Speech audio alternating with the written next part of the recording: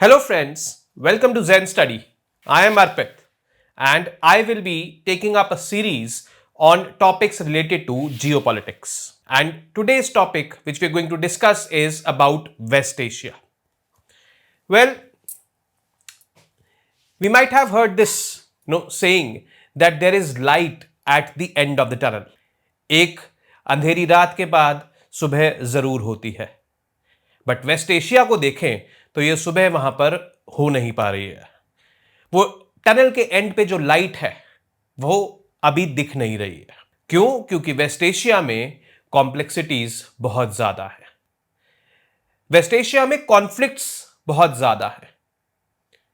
इसके पीछे history responsible है, कल्चर रिस्पॉन्सिबल है, माइग्रेशन रिस्पॉन्सिबल है और वहां के नेचुरल रिसोर्सेज भी रिस्पॉन्सिबल है। और सबसे ज्यादा रिस्पॉन्सिबल अगर कोई है तो है वहां की पॉलिटिकल लीडरशिप। आज के इस सेगमेंट में हम बात करने वाले हैं जो वेस्ट एशिया में चल रहा है। वेस्ट एशिया में तीन मेजर स्टेक होल्डर्स हैं। एक तो है सुन्नी कंट्रीज, एक है शिया कंट्रीज यानी कि ईरान, और एक है ज्यूश कंट्री यानी कि इजराइल। सुन्नी कंट्रीज जैसे कि सऊदी अरेबिया, बहरीन, कतार, यूएई, ये सब है। तो इन तीनों स्टेक होल्डर्स में आपस में कुछ ना कुछ कॉन्फ्लिक्ट चलता रहता है, जिसकी वजह से यह रीजन हमेशा चर्चा में रहता है। तो आइए देखते हैं इस रीजन के बारे में और डिटेल में। तो जैसा कि मैंने मेंशन किया कि यहां पर तीन स्टेक होल्डर्स हैं। सुन्नी मुस्लिम कंट्रीज हो गई यूएई, बहरीन, कतार, Saudi Arabia, Kuwait, Palestine, etcetera etcetera. दूसरी हो गई शिया मुस्लिम्स, ये हो गई ईरान।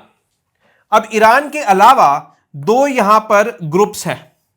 ये एक तो है हिजबुल्लाह, ये लेबनान में है, और दूसरी है हुतीज, ये यमन में है।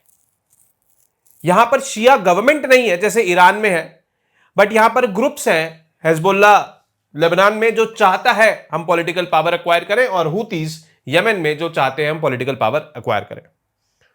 हुतीज को और हिजबुल्लाह को ईरान का पूरा सपोर्ट है क्योंकि शिया नेशनलिटी, ठीक है। और तीसरी तरफ है हमारे ज्यूज यानी कि इजराइल। अब ये तीन मेजर स्टेक होल्डर्स जो हमने देखे वेस्ट एशिया में, आपस में इनमें सब में कॉन्फ्लिक्ट है। सुन्नी मुस्लिम्स और शिया मुस्लिम्स में कॉन्फ्लिक्ट है इस लाइन पे। ये एक हिस्टोरिकल कॉन्फ्लिक्ट है जो कि प्रॉफिट मोहम्मद की डेथ के बाद से चला आ रहा है। सुन्नीस का मानना था कि कोई एक्स बंदा प्रॉफिट मोहम्मद का सक्सेसर बनेगा, शिया मुस्लिम्स का मानना था कि वाई बंदा बनेगा। इस चक्कर में ये दोनों सेक्ट्स आपस में भिड़ गए, लड़ गए, और ये कॉन्फ्लिक्ट डीप रूटेड है। दूसरा, अगर मैं इस लाइन पे देखूं, शिया मुस्लिम्स और ज्यूज, इनके बीच में भी कॉन्फ्लिक्ट है। यहां पे ये कॉन्फ्लिक्ट की हिस्ट्री जानते हैं थोड़ी सी। देखो, शियाज जो है, ईरान की अगर मैं बात करूं तो ईरान 1979 तक एक मोनार्की था, और ईरान का जो मोनार्क था वो हार्डकोर प्रो वेस्ट था, मतलब यूएसए के साथ वो बिल्कुल तालमेल बना के चलता था। ये वहां पर कुछ लोगों को पसंद नहीं था, इसलिए उन्होंने रिवोल्ट किया, रेवोल्यूशन किया, ईरानियन रेवोल्यूशन जिसको कहते हैं, और उस किंग को हटा दिया। और 1979 में ईरान को इस्टेब्लिश किया as a Shia theocratic republic. अब 1979 से पहले जब मोनार्क था, तब ईरान प्रो वेस्ट यानी कि प्रो यूएसए और प्रो यूएसए के अलाइज जैसे कि इजराइल थी। ये कॉन्फ्लिक्ट 1979 से पहले नहीं था यहां पे, बट 1979 के बाद जब वो शिया थियोक्रेटिक गवर्नमेंट वहां पर इस्टेब्लिश हुई, वो थी hardcore anti west and hardcore anti the allies of the west. तो इसलिए Israel ally of the west माना जाता है। तो यहां पर भी कॉन्फ्लिक्ट शुरू हो गया। तो यहां पर कॉन्फ्लिक्ट, और ज्यूज और सुन्नी मुस्लिम्स के बीच में भी कॉन्फ्लिक्ट। वो इसलिए क्योंकि पैलेस्टीन और इजराइल की वजह से। एक इलाका वेस्ट एशिया में जहां पर मल्टी कल्चरल पॉपुलेशन रहती थी, जो मैंने रेड लाइन मार्क करी है, ये वो इलाका है टोटल। यहां पर ज्यूज भी रहते थे, यहां पर मुस्लिम्स भी रहते थे, यहां पर क्रिश्चियंस भी रहते थे। बट ज्यूज इंडस्ट्रियल रेवोल्यूशन का फायदा उठाने के लिए 1800s में 1900s में यहां से माइग्रेट कर गए टुवर्ड्स यूरोप। यूरोप माइग्रेट कर गए, वहां पर ये लोग स्किलफुल तो होते ही हैं। Jews are one of the most skilful I would say species on the earth.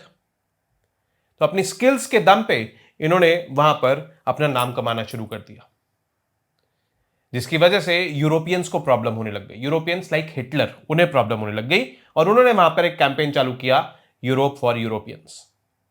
Jews को टारगेट करना शुरू किया। होलोकॉस्ट आपने नाम सुना होगा, जहां पर ज्यूज को मास किलिंग करते थे वो लोग। एज अ रिजल्ट ज्यूज अपने होमलैंड वापस आने लग गए, वो होमलैंड जहां पर उनका होली सिटी जेरूसलम है, वो होमलैंड जहां से वो 150 से 200 साल दूर थे। और इन 150-200 सालों में वहां पर जो अरब मुस्लिम्स थे वो फैल चुके थे। वो ये मान चुके थे कि ये वापस नहीं आएंगे। बट जब ये वापस आए तो कॉन्फ्लिक्ट शुरू हुआ बिटवीन द अरब मुस्लिम्स यानी कि पैलेस्टीनियंस और ज्यूज के बीच में। अरब मुस्लिम्स का भी होली सिटी जेरूसलम और ज्यूज का भी होली सिटी जेरूसलम। ये conflict international level of conflict बन गया और 1947 में यूनाइटेड नेशंस में चला गया। यूनाइटेड नेशंस को बने हुए अभी 2 साल ही हुए थे। यूनाइटेड नेशंस ने एक यूएन प्लान जारी किया, UN plan for Israel and Palestine. उस यूएन प्लान के तहत जो अब इस रीजन का आप क्लासिफिकेशन देखोगे, ये छोड़ दो dark yellow, this is Jordan, this is Egypt, but this lighter one is into picture right now. ये जो लाइट येलो है, this was the Jewish state यानी कि Israel. Grey one was the Arab state यानी कि Palestine. और Jerusalem जो कि होली सिटी दोनों का ही है, उसको बनाया इंटरनेशनल जोन, यानी कि ये यहां पर ना इजराइल की जुरिस्डिक्शन है ना पैलेस्टीन की जुरिस्डिक्शन है। प्रॉब्लम यह है कि more than 50% of area was allocated to Israel, to the Jews. Arab Muslims जो कि कुछ साल पहले तक ये सोच रहे थे कि ये पूरा इलाका हमारा है, वो समिट गए with in less than 50% of that territory. That रफली 47% के आसपास उनके पास आया था, एंड 53% वेंट टू इजराइल। तो that became a bone of contention. और यहीं पर पैलेस्टीन के सपोर्ट में और भी सारी अरब मुस्लिम कंट्रीज यानी कि सुन्नी मुस्लिम कंट्रीज इनके सपोर्ट में आ गई। जॉर्डन, इजिप्ट वगैरह, यूएई, सऊदी अरेबिया सब आ गई इसके सपोर्ट में, पैलेस्टीन के सपोर्ट में अगेंस्ट इजराइल। पहला अरब इजराइल वॉर हुआ 1948 में, यानी कि यूएन प्लान आते ही के आने के अगले साल बाद। उस अरब इजराइल वॉर का जो आउटकम था वो ये था कि इजराइल को जितना एरिया टोटल एलोकेट किया था यानी कि 53%, उससे थोड़ा ज्यादा उसने एरिया ऑक्यूपाई कर लिया, 57% के आसपास पहुंच गया था। बट जो ये इलाका है West Bank, this is West Bank, ये जॉर्डन ने ऑक्यूपाई कर लिया था, और ये है गाजा स्ट्रिप, ये ऑक्यूपाई कर लिया था इजिप्ट। ऑक्यूपाई का मतलब ये था कि इजिप्शियन फोर्सेस वहां पर थी और पैलेस्टीनियंस जो गाजा स्ट्रिप में रह रहे थे उनको प्रोटेक्ट कर रही थी। जॉर्डन फोर्सेस यहां पर थी और जो पैलेस्टीनियंस यहां पर रह रहे थे वेस्ट बैंक में उनको प्रोटेक्ट कर रही थी। सो ये दो एरियाज हमको अच्छे से पता होने चाहिए, वेस्ट बैंक ये है और गाजा ये है। गाजा में 1987 में हमास फॉर्म होती है। हमास एक मिलिशिया जिसका अल्टीमेट एम था कि हम अपने हक के लिए लड़ेंगे अगेंस्ट द ज्यूज, एंड वो पूरी की पूरी टेरिटरी हत्या कर रहेंगे, ज्यूज को यहां से भगा कर रहेंगे, and we will do it by fighting. West Bank यहां पर 1964 में पीएलओ यानी कि पैलेस्टीनियन लिबरेशन ऑर्गेनाइजेशन जैसी ऑर्गेनाइजेशन का जन्म हुआ, जो कि आज की डेट में is the biggest organisation of the Palestinians which represent the concerns of the Palestinians at the global stage. इसका फॉर्मेशन हुआ। ये एक पॉलिटिकल ऑर्गेनाइजेशन थी जो कि इस चीज में बिलीव करती थी कि हमें अपने हक की लड़ाई पॉलिटिकली लड़नी है, नेगोशिएट करना है विद इजरायली फोर्सेस और इजरायली गवर्नमेंट। तो ये दो मेजर डेवलपमेंट्स मैं आपको बता रहा हूं यहीं पे, क्योंकि इन दोनों ऑर्गेनाइजेशंस का आगे जिक्र होएगा। 1967 में सेकेंड अरब इजराइल वॉर हुआ, और ये सेकेंड अरब इजराइल वॉर में तो इजराइल ने हद कर दी। इजराइल ने जो बची कुची कसर थी वो भी पूरी कर दी। वेस्ट बैंक जो कि जॉर्डन के हिस्से में था वो ले लिया, गाजा स्ट्रिप जो कि इजिप्ट के हिस्से में थी वो ले ली, इजिप्ट से ये सिनाई पेनिनसुला भी ले लिया, और सीरिया से ये एरिया गोलन हाइट्स कहते हैं इसको, ये भी ले लिया। तो टेक्निकली स्पीकिंग इजराइल हो गया था इतना बड़ा जितना आपको ये ब्लू में दिख रहा है। आप तो मानेंगे कि ये लोग वाकई में स्किलफुल हैं, क्योंकि ये अपने एनिमीज से घिरे हुए हैं हर तरफ से, और फिर भी ये जंग पे जंग जीते जा रहे हैं। ऑब्वियसली यहां पर वेस्ट का सपोर्ट है, countries like America and UK were always in support of Israel, but ground पे तो यही लोग हैं जो कि जंग लड़ रहे हैं और जीत भी रहे हैं। तो ये चीज, अब कॉम्प्लेक्सिटीज तो चल ही रही हैं।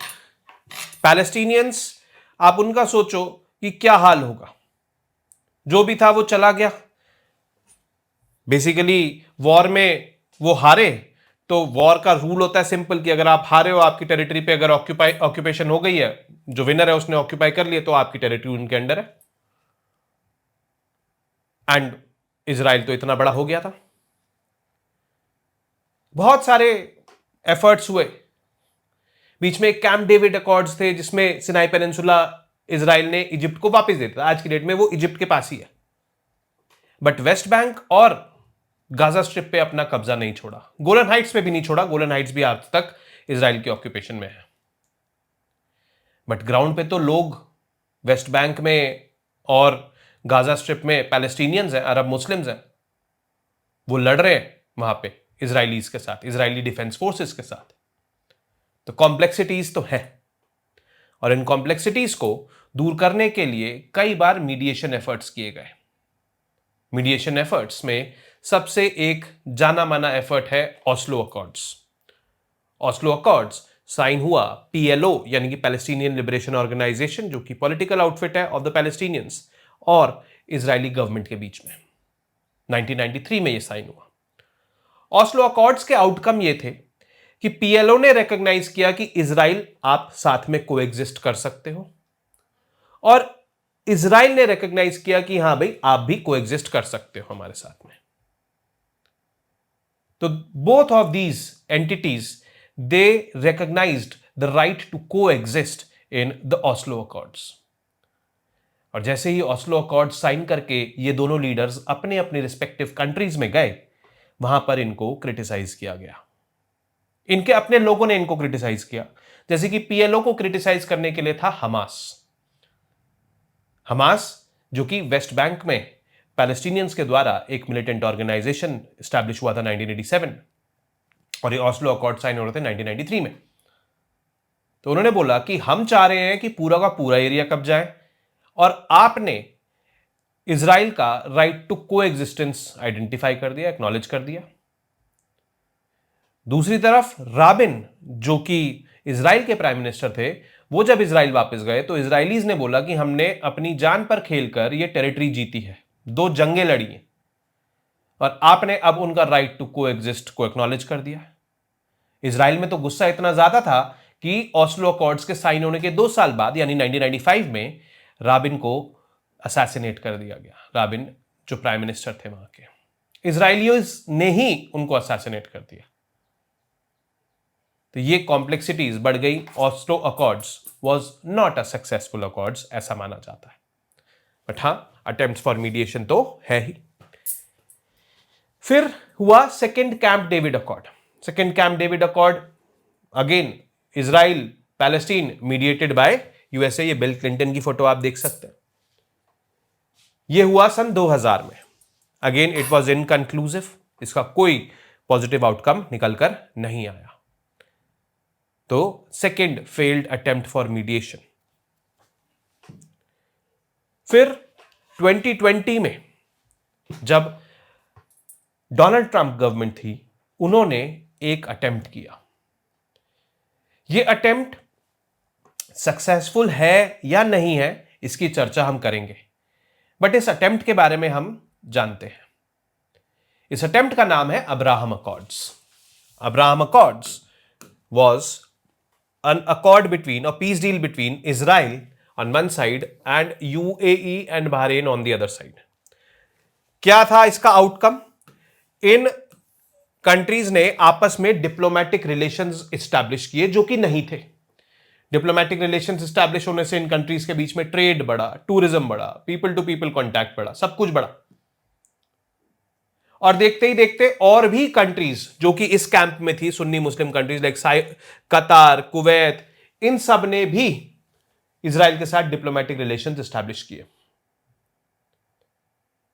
बट जब ये अब्राहम अकॉर्ड्स साइन हो रहे थे 2020 में, तो कुछ इसके क्रिटिक्स थे। वो ये कहते थे कि भाई ये एक बहुत बड़ी मिस्टेक है, ये बहुत बड़ी मिस्टेक है, क्योंकि इससे इस रीजन में कॉन्फ्लिक्ट और कॉम्प्लेक्सिटीज और ज्यादा बढ़ जाएंगी। वो क्यों ऐसा कहते थे? क्योंकि ये जो पैलेस्टीनियंस हैं, जिनके सपोर्ट में ये सारी कंट्रीज थी अगेंस्ट इजराइल, पैलेस्टीन के सपोर्ट में सारी अरब मुस्लिम कंट्रीज थी। पैलेस्टीन वॉज फीलिंग डिच्ड कि भाई हमारे साथ धोखा हो गया है। कल तक जो कंट्रीज हमारे सपोर्ट में थी, आज वो हमारे दुश्मन के साथ डिप्लोमेटिक रिलेशंस एस्टैब्लिश कर रही है। और इसके चलते Palestinians were feeling a vacuum of support.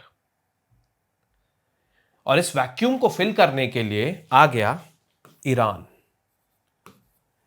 जो कि एक शिया मुस्लिम कंट्री है।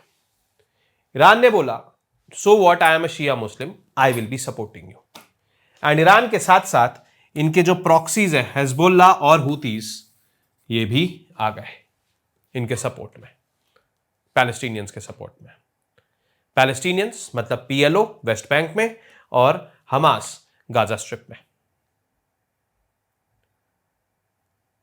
और कहीं ना कहीं ये प्रिडिक्शन जो कि इस बारे में था कि ये Abraham Accords is going to be a failure in the long run, वो हमें दिखने लगा, क्योंकि 7 अक्टूबर 2023 को हमास ने इजरायलीज के ऊपर अटैक कर दिया। इजरायली इनोसेंट मतलब जो सिविलियंस के ऊपर अटैक कर दिया। और इसमें क्या हुआ कि इस अटैक के बाद, यहां पर ये जो 7 अक्टूबर को अटैक हुआ, इस अटैक के बाद हुटीज इनके सपोर्ट में आ गए। रेड सी में हुतीज ने ब्लॉक कर दिया। उधर से हिजबुल्लाह इनके सपोर्ट में आ गया, हमास के सपोर्ट में। And Iran was always in support of Palestine, जब से अब्राहम अकॉर्ड साइन हुए तब से। तो वो कॉम्प्लेक्सिटीज बढ़ गई। ऐसा लग रहा था कि वो जो टनल के एंड पे लाइट है, वो हमें अब दिखेगी वेस्ट एशिया में। वेस्ट एशिया में स्टेबिलिटी आएगी by the signing off Abraham accords, और वो कुछ कुछ होने भी लग गया था 2020 और 23 के बीच में। बट 7 अक्टूबर 2023 को जो हुआ, उसके बाद से वो लाइट अभी नहीं दिख रही है, वो सवेरा अभी नहीं दिख रहा है। और भी बहुत सारी चीजें हुई इस दौरान वहां पे। अगर मैं बात करूं इसकी, ये जो अब्राहम अकॉर्ड्स साइन हुए थे, यूएसए ने ब्रोकर करे थे इजराइल और इनके बीच में, सुन्नी कंट्रीज के बीच में। 2022-23 में चाइना आया। चाइना ने भी यहां पर पीस लाने की कोशिश करी। इस लेग पे जो कॉन्फ्लिक्ट है सुन्नी मुस्लिम्स और शिया मुस्लिम्स के बीच में, एक्चुअली में ईरान और सऊदी अरेबिया के बीच में एक कॉन्फ्लिक्ट था। 2016 में सऊदी अरेबिया ने एक शिया क्लेरिक को एग्जीक्यूट कर दिया था, जिसकी वजह से सऊदी अरेबिया की एम्बेसी जो ईरान में थी उसको अटैक किया शियाज ने। And as a result diplomatic relations between Iran and Saudi Arabia were finished and China ने ब्रोकर किया और ये डिप्लोमेटिक रिलेशंस रीस्टैब्लिश करवाए। अब यहां पर देखने वाली बात यह है कि USA the world's most powerful country, China the world second most powerful country, but China आज की डेट में अपने आप को प्रोजेक्ट कर रहा है at par with USA. China ऐसे मीडिएशन एफर्ट्स हमें करते हुए नहीं दिखा कभी आज तक, ये पहली बार हमें शायद दिखा, ये नया अवतार था चाइना का। But China wants to send a message to the world that I can also be doing the same thing what USA is doing. तो चाइना ने ये पीस डील ब्रोकर कराई। हाँ, इस पीस डील ब्रोकर कराने के इतने कॉम्प्लिकेशंस नहीं हुए जितने अब्राहम अकॉर्ड के कॉम्प्लिकेशंस हुए बाद में, जो कि हम डिस्कस कर चुके हैं। ठीक है, तो अब्राहम अकॉर्ड्स बेसिकली सक्सेस था या फेलियर था, ये अभी तो हमें देखो, it would be again too early to जज, क्योंकि 2020 से लेकर 23 तक तो हम कह रहे थे सक्सेस है, 2023 के बाद से अब हम कह रहे हैं फेलियर है। बट लेट्स सी आगे क्या होता है। 2023 7 अक्टूबर को जब हमास ने अटैक किया इजराइल के ऊपर, तब इजराइल डिफेंस फोर्सेस ने ऑल राउंड अटैक वापस से काउंटर अटैक शुरू कर दिया और बहुत सारी तबाही हुई। 50,000 से ज्यादा लोग मारे जा चुके हैं एंड इंफ्रास्ट्रक्चर डिस्ट्रक्शन तो बहुत ज्यादा हो चुका है। यूनाइटेड नेशंस में एक रेजोल्यूशन टेबल हुआ, वो रेजोल्यूशन टेबल करा सुन्नी कंट्रीज ने, ऑब्वियसली सुन्नी कंट्रीज कर रही हैं तो पैलेस्टीन के सपोर्ट में होंगे। वो इजराइल डिफेंस फोर्सेस को कंडेम कर रही थी। उस रेजोल्यूशन पे जब हमसे हमारा टेक पूछा गया इंडिया से, तो इंडिया ने बोला कि इस रेजोल्यूशन में आप इजराइल फोर्सेस के बारे में बात कर रहे हैं, बट इजराइल फोर्सेस ऐसा क्यों कर रही हैं? वो इसलिए कर रही है क्योंकि शुरुआत जो है वो हमास ने करी, तो उसको भी मेंशन करो इस रेजोल्यूशन में। आप अगर इस रेजोल्यूशन में ये पैराग्राफ इंक्लूड करते हो तो we will be in support of this resolution. If you don't include this paragraph which condemns Hamas also, the attack by Hamas, because that was the initiating point, तो हम इस resolution को abstain करेंगे and we abstained. हमने वो resolution पे कुछ भी टिप्पणी नहीं दी, ना हां ना ना, क्योंकि उस रेजोल्यूशन में हमास को कंडेम नहीं किया गया था, सिर्फ इजरायली डिफेंस फोर्सेस को कंडेम किया गया था। तो that was abstention at the UN general assembly by India. Aftermath मैंने आपको ये बता दिया है, रेड सी हूतीज ने अटैक करना शुरू कर दिया था, और red sea is very important because यहां पर सुएज कनाल है ऊपर, और सुएज कनाल से रफली मैं आज की डेट में आपको बताऊं तो 12% of the world's container traffic passes through this Suez canal. ये एक टाइम पे दुनिया का बिजिएस्ट ट्रेड रूट हुआ करता था, जो कि आज की डेट में स्ट्रेट ऑफ मलक्का है इन साउथ ईस्ट एशिया, बट आज की डेट में भी ये काफी इंपॉर्टेंट है, क्योंकि अगर हम बात करें इंडिया के ट्रेड की, तो इंडिया का ट्रेड विद अफ्रीकन कंट्रीज और with Europe passes through this Suez canal, red sea, and that was impacted. क्यों? क्योंकि हूतीज ने यहां पर ब्लॉकेड कर दिया था। क्यों कर दिया था? Because of their support with Hamas. Hamas जो कि अरब मुस्लिम्स यानी कि सुन्नी मुस्लिम्स हैं और ये शियाज हैं। फिर अब इजराइल चुप बैठने वालों में से तो नहीं है, इजराइल ने असैसिनेशन शुरू करे। ये स्क्रीन पे है Ismail Haniyeh. Ismail Haniyeh Hamas के टॉप लीडरशिप में आते हैं। ये गए हुए थे ईरान, वहां के प्रेसिडेंट की स्वेरिंग इन सेरेमनी थी मिस्टर पेजेश्कियान की, और वहीं पर इनको असैसिनेट कर दिया। अब ये तो मानना पड़ेगा कि इजरायली डिफेंस फोर्सेस की जो इंटेलिजेंस गैदरिंग है और जो इंटेलिजेंस यूनिट है और ऑपरेशंस यूनिट है वो काफ़ी स्किलफुल है, क्योंकि एक फॉरेन लैंड में जाके जो कि आपका दुश्मन देश है, वहां पर आपने अपने एक और दुश्मन को खत्म कर दिया। Assassination of senior Hezbollah leader Fuad शुक्र, जुलाई में इनको भी असैसिनेट किया, क्योंकि ऐसा माना जा रहा था कि इन्होंने Israeli civilians, innocent civilians specially children, उनको मारा था। तो एज अ रिजल्ट ये हुआ। पर जब ये असैसिनेशंस हुए, खासकर जो असैसिनेशन ईरान में हुआ इस्माइल हानिये का, उसके जवाब में ईरान ने बोला कि ये ईरान के लिए एक बहुत आई वुड से बेइज्जती की बात है कि हमारी लैंड पे आके आपने ऐसा सिक्योरिटी ब्रीच कर दिया। तो एज अ रिजल्ट ईरान ने इजराइल के ऊपर अटैक्स करना शुरू करे और इन अटैक्स को इजराइल के फेमस आयरन डोम ने काउंटर किया। आयरन डोम एक एंटी मिसाइल आई वुड से स्ट्रैटेजी है जिसमें क्या होता है कि अगर कोई इनकमिंग एरियल टारगेट आ रहा होता है तो उसको जाकर इंटरसेप्ट करती है एक मिसाइल और वो हवा में ही खत्म कर देती है। तो वो एक तरीके से आयरन डोम बन जाता है जिससे कि जो वहां पर सिविलियन पॉपुलेशन है वो प्रोटेक्टेड रहती है। तो ये इजराइल ने डेवलप कर रखी है एंटी मिसाइल टेक्नोलॉजी, जिसका इस्तेमाल हुआ उस दौरान। फिर थोड़े टाइम बाद याया सिनवर, जो कि अगेन हमास के टॉप लीडर है और इन्होंने ही अक्टूबर 7 वाला अटैक मास्टरमाइंड किया था, इनका भी असैसिनेशन हुआ। ये वही है जिनकी वाइफ एक बहुत ही लग्जरी ब्रांड का हैंडबैग लेते हुए भागते हुए नजर आई थी, जो कि काफी चर्चा में रहा था। तो इनको भी असैसिनेट किया। फिर अब वहां पर एक सीज फायर डील की चर्चा चल रही है आजकल।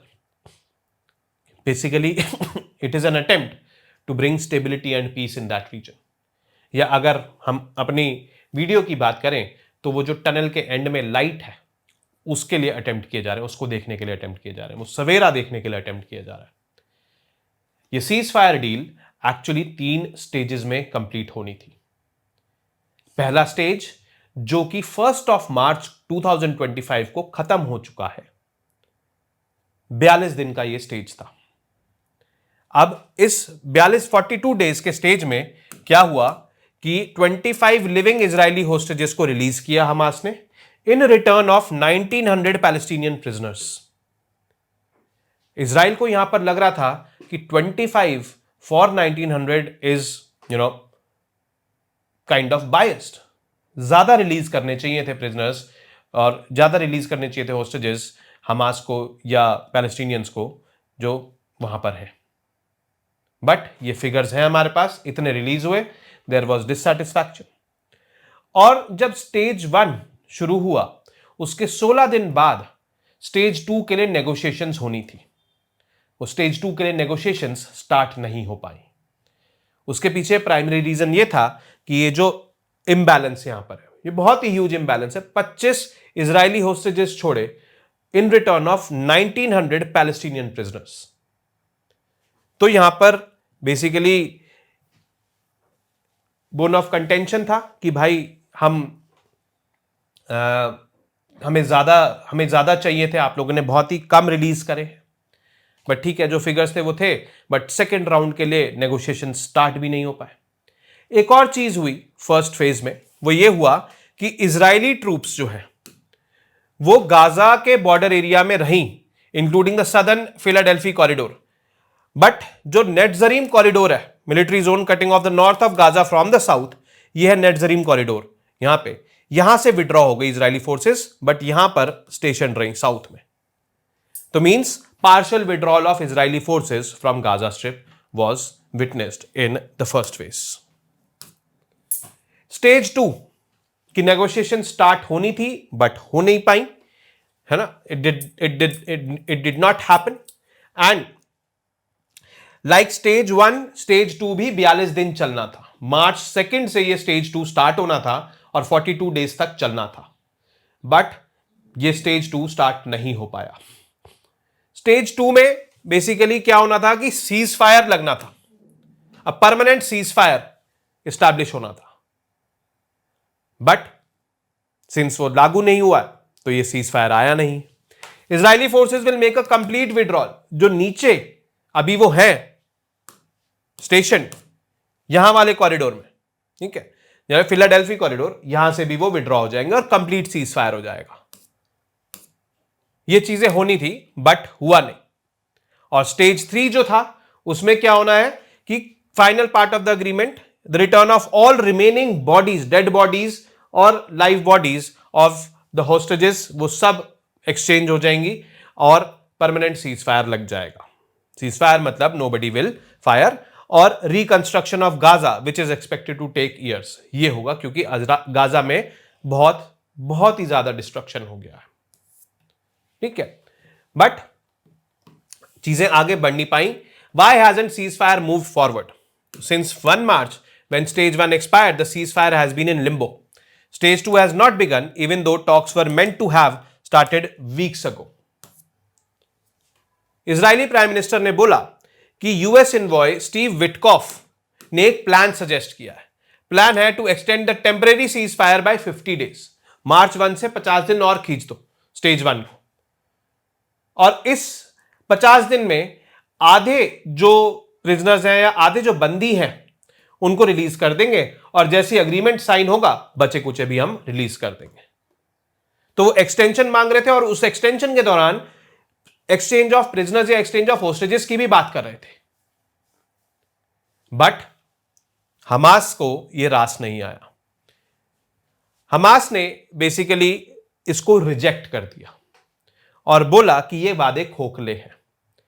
उनका कोई इंटेंशन नहीं है स्टेज 2 पे आने का, इसलिए वो बस टाइम बाय कर रहे हैं और एक्सटेंड कर रहे हैं. तो इसलिए we do not accept this. और जब उन्होंने ये बोला तो अमेरिकन प्रेसिडेंट ने उनको बोला कि Hamas, you are making a mistake, you should not be doing it. And as a result Israel ने एयर स्ट्राइक्स हमास की एस्टैब्लिशमेंट्स पे लॉन्च कर दी, सदर्न गाजा रीजन में, सीरिया में और ईरान के ऊपर भी. ईरान के ऊपर इसलिए क्योंकि ईरान इनको सपोर्ट ना कर पाए. सीरिया में ईरान के एस्टैब्लिशमेंट्स को अटैक किया, लेबनान में हिजबुल्लाह को अटैक किया, और गाजा स्ट्रिप में जो हमास की स्ट्रॉन्ग होल्ड्स हैं उनको अटैक किया है. Israel to resume Gaza operation, ये उन्होंने शुरू कर दिया है. सो इसीलिए जो वो टनल के एंड में लाइट है वो अभी भी नहीं दिख रही है. स्टेज 1 तो कंप्लीट हो गया सीज फायर डील का, बट स्टेज 2 का कोई नामो निशान नहीं है. स्टेज 2 स्टार्ट करने से पहले जो एक इंटरिम सजेशन आया था बाय मिस्टर स्टीव विटकॉफ, वो भी एक्सेप्ट नहीं हुआ है. But yes, things need to go ahead. I would say that the new government in USA is making efforts. वो सिर्फ इस रीजन में नहीं एफर्ट्स कर रही है, वो रशिया यूक्रेन में भी एफर्ट्स कर रही है. जैसे कि black she cease fire deal अभी 2 दिन पहले साइन हुई है. बट देखते हैं कि वहां पर क्या होता है, और लेट्स सी यहां पर कैसे चीजें अनफोल्ड होती हैं. If I have to see a silver lining in this, तो मैं ये देखूंगा कि कम से कम एफर्ट्स तो स्टार्ट हो गए हैं. एंड ये एफर्ट्स अगर स्टार्ट हो गए हैं और अगर पॉलिटिकल विल रही, तो हो सकता है कि ये एफर्ट्स फ्रूटफुल हो जाए, वो लाइट हमें दिखने लगे, वो सवेरा आ जाए, और वेस्ट एशिया जैसे रीजन को उस लाइट की और उस सवेरे की बहुत ज्यादा जरूरत है. सिर्फ वेस्ट एशिया को नहीं, पूरी दुनिया को जरूरत है एक्चुअली, क्योंकि आज की डेट में हम रहते हैं एक कनेक्टेड वर्ल्ड में. कहीं पे भी कुछ भी होता है तो उसका इंपैक्ट पूरी दुनिया में पड़ता है. और जो अंडर डेवलप्ड और डेवलपिंग कंट्रीज हैं, जिसको हम ग्लोबल साउथ कहते हैं, उस पे इंपैक्ट ज्यादा होता है. सो ये पूरी दुनिया के फायदे की बात है, हित की बात है. So let's hope and pray कि there are some positive outcomes in West Asia. This was all about West Asia from my end. Stay tuned for more such topics on geopolitics in this series. Namaste. Jai Hind.